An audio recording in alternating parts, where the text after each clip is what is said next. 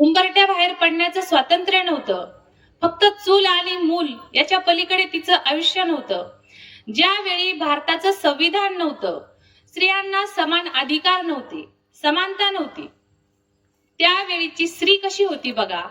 त्या स्त्रीचं वर्णन करणारी एक कविता मी या ठिकाणी सादर करते. तर दया पवार एक कवी आहेत. त्यांची जी कविता आहे, जी संविधानाच्या अगोदरची स्त्री, आपली आई, आजी, त्यांच्या जो काही त्यांचा संघर्ष काळ आहे, ती मी थोडक्यामध्ये आपल्याला या ठिकाणी सादर करते आपल्या समोर.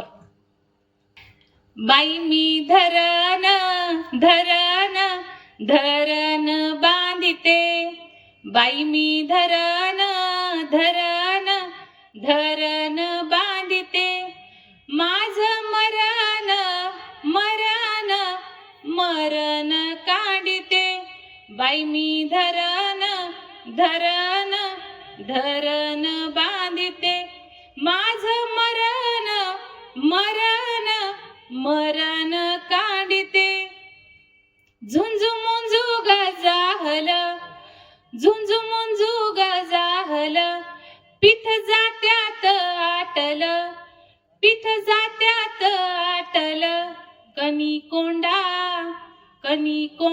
ग कोंडा मी रांधिते, बाई मी धरण धरण धरण बांधिते. म्हणजे त्या काळची जी स्त्री होती, ती काय करायची, धरणाच्या कामावरती जायची, मजुरीला जायची. तिचं बैलासारखं तिचं आयुष्य जुंपलेलं होतं. त्या काळामध्ये ती काय करायची, झुंजू मुंजू म्हणजे पहाटेची जी वेळ आहे, तांबडं फुटतं, त्यावेळी ती जात्यावरती दळण दळत असायची आणि त्या दळणाचे जे काही मुठभर दाणे तिला मिळत आहेत, ते इतके कमी प्रमाणामध्ये असायचे की पुरती भाकरी होईल एवढं पण पीठ त्या दाण्याचं तिला मिळत नव्हतं. आणि परिणामी कणी कोंडा ग कोंडा मी रांधिते, त्या माऊलीला त्या जात्यातून निघलेलं जे धान्य आहे, ते त्याची कणी, त्याचं ते कण्या वगैरे आपली आजी खायची, तर ते तिला खावं लागायचं. आणि पुढे जाऊन ती म्हणते, दिस कासराला आला, जीव मागे घोटाळला, दिस कासऱ्याला आला, जीव मागे घोटाळला, तान्हले करू माझले करू, पाठी खाली मिडाली ते, बाई मी धरण धरण धरण बांधिते. बघा, दिवस उगवून आलाय, कासरावरती आलाय, बाईला कामाला जायचंय आणि मग ती त्या लेकराला, त्याला कुठं झोपडी असायची, कुत्र वगैरे शिरल घरामध्ये, त्याच्यावरती हल्ला करेल म्हणून ती पाठीखाली तिचं बाळ झाकून घरामधली पटपट कामं आवरत आहे. लेकराला पाठीवरती टांगून ती कामालाही जात आहे. आणि कामाला गेल्यानंतर काय सांगू उन्हाच्या झळा, काय सांगू उन्हाच्या झळा, घाव घाली फुटे शिळा, घाव घाली फुटे शिळा, कडदाटे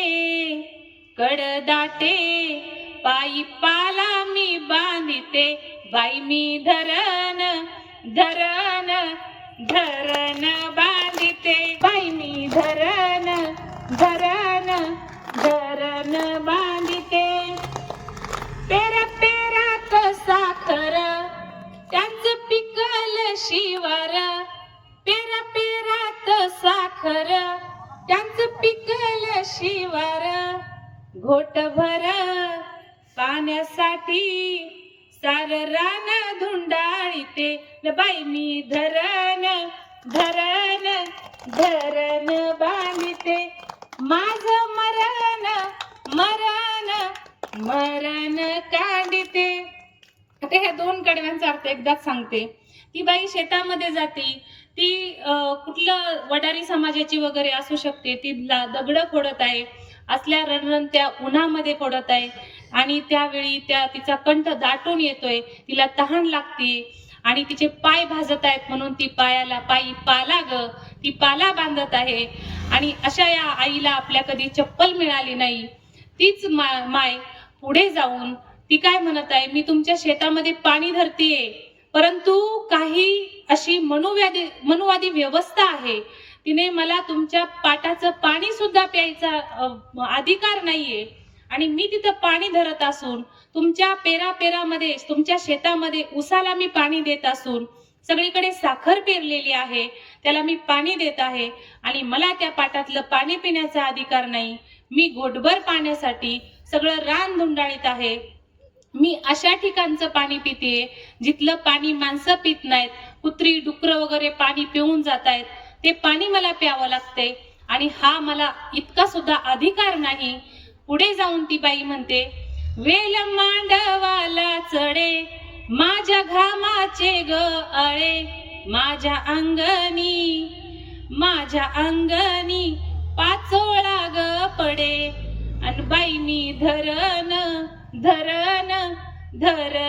बांधिते माझं मरण कांडिते. ती बाई काय म्हणत आहे, तुमच्या दारामध्ये, तुमच्या शेतामध्ये जे काही वेल वगैरे लावलेले आहेत, त्याला शेंगा वगैरे येणारे, तो वरती चाललाय, मांडवाला चढतोय, पण तो माझ्या घामामुळे चाललाय. आणि त्या वेलाचं ते काही फळ वगैरे येतंय ना, ते तुम्ही घेताय, त्याला कारली दोडकी काय येत आहेत ते, पण माझ्या वाट्याला काय येतंय, तर त्या झाडाचा फक्त पाचोळा मला मिळतोय. अशा या उपेक्षित, वंचित आणि दुःखी स्त्रियांचा उद्धार माझ्या ज्योतिरावांनी केला, माझ्या सावित्रीमाईंनी केला. इतकी भीषण परिस्थिती स्त्रियांच्या आयुष्यामध्ये होती. नवरा जर मेला तर बाईला चितेवर जिवंत जाळलं जायचं आणि म्हणजे बहुजन समाजाच्या बायकांना जिवंत जाळलं जायचं. परंतु ज्या ब्राह्मण विधवा स्त्रिया राहायच्या त्यांना सती दिलं जात नव्हतं. आणि आपले प्राध्यापक डॉक्टर हरी नरके सर ज्यावेळी इतिहासाचं संशोधन करतात, महात्मा फुलेंचा इतिहास शोधतात, त्यावेळी हरी नरके सर सांगतात की त्या काळी पुण्यामध्ये 1000 पेक्षा जास्त एक दिवसाची ते 100 वर्षाची अशा वयाच्या विधवा होत्या. एक दिवसाची मी का म्हटले, दादांनो, आपल्या आजी पणजीनं आपल्याला सांगितलंय की आमच्या वेळी पाळण्यातच लग्न व्हायची. कुणी कुणी ऐकले? पाळण्यातच लग्न व्हायची. मग पाळण्यात लग्न झाले, दुसऱ्या दिवशी जर तो नवरा मेला तर त्या मुलीला आयुष्यभर विधवा म्हणून जगावं लागत होतं. तिला दुसरं लग्न करण्याचा अधिकार नव्हता. आणि अशा या विधवांची परिस्थिती खूपच भीषण होती. पुण्यामध्ये, संपूर्ण महाराष्ट्रामध्येच होती. तर विधवांसाठी काहीतरी केलं पाहिजे हा विचार सावित्री ज्योतीच्या मनामध्ये आला. तो कसा आला? एका ब्राह्मण विधवेने तिच्यावरती तिच्याच कुटुंबातील कुणीतरी अत्याचार केला, बलात्कार केला. ती गरोदर राहिली, तरुण मुलगी होती, काय करणार? आणि घरातल्याच बायका तिला बोलत होत्या की कुठे गेली ती शेण खायला, मारत होत्या, त्रास देत होत्या. अशा वेळी तिनं काय केलं, तिला ते बाळ जन्माला आलं आणि तिनं एक अघोरी कृत्य केलं. त्या बाळाचं मुंडकच कापलं, विळीने कापून टाकलं आणि कापून ते दारामध्ये असलेल्या विहिरीमध्ये फेकलं. आणि ते लेकरू विहिरीमध्ये फेकल्यानंतर, त्या काळी इंग्रजांची सत्ता होती, इंग्रज राजवट होती, त्यांचे पण कायदे होते. मग त्यांनी तुमचा धार्मिक विषय बाजूला राहू द्या, पण हा मनुष्यवध आहे आणि मनुष्यवधाची शिक्षा म्हणून त्या ब्राह्मण विधवेला अंदमानच्या काळ्या पानाच्या शिक्षेला पाठवलं. आणि मग काळ्या पानाच्या शिक्षेला या विधवेला पाठवल्यानंतर बाकीचे घाबरले. आणि त्या दिवशी महात्मा फुले आणि सावित्रीमाई जेवल्या नाही. सावित्रीमाई म्हटल्या की जर हिला दुसरं लग्न करण्याचा अधिकार असता तर तिनं ते लेकरू मारलं नसतं. आणि मग आता काय करायचं, तर त्यांनी ठरवलं आपण विधवांना वाचवायचं. त्यांनी काय केलं, काळ्या पाण्याची शिक्षा वाचवण्याचा उपाय असे पत्रक काढले. पुण्यामध्ये ठिकठिकाणी भिंतींवरती ते लावले. मी ज्योती गोविंद फुले, माझ्या एरियामध्ये ज्या कोणी ब्राह्मण विधवा आहेत त्या फसल्या गेलेल्या लेकींनो, माझ्याकडे या. महात्मा फुलेवाडा पेठ 395, माझ्याकडे या, बाळंत व्हा. हवा असेल तर मूल घेऊन जा, नसेल तर ठेवून जा. त्याच्या शिक्षणाची, त्याच्या राहण्याची व्यवस्था केली जाईल.